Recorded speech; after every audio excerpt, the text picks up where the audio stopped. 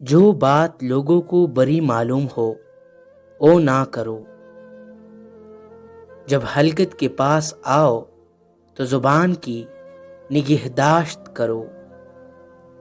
علم بے عمل اور عمل بے علم سے پرہیز کرو۔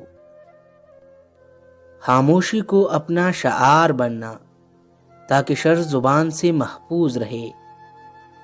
کوئی چیز تیرے نزدیک نعمت آخرت سے محبوب تر نہ ہو۔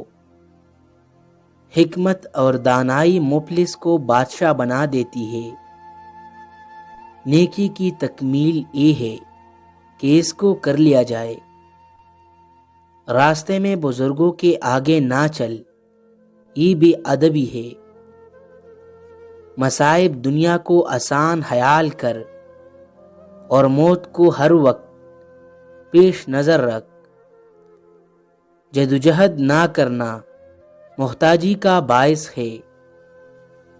وقت کی اگر قیمت ہے تو اس کا درست استعمال ہے۔ اللہ کی طاقت کے علاوہ کوئی طاقت نہیں ہے اور ساری حمد اسی رب العالمین کے لیے ہے۔ نظر کمزور ہو تو صبح سویرے سبز گھاس کو 10 منٹ دیکھا کرو، ایک ہفتے میں بینائی تیز ہو جائے گی۔ جو بندہ یہ چاہتا ہے کہ اللہ اس سے محبت کرے تو اس کا یہ فرض ہے کہ اللہ کی اطاعت کرے اور بزرگوں کو احترام کرے۔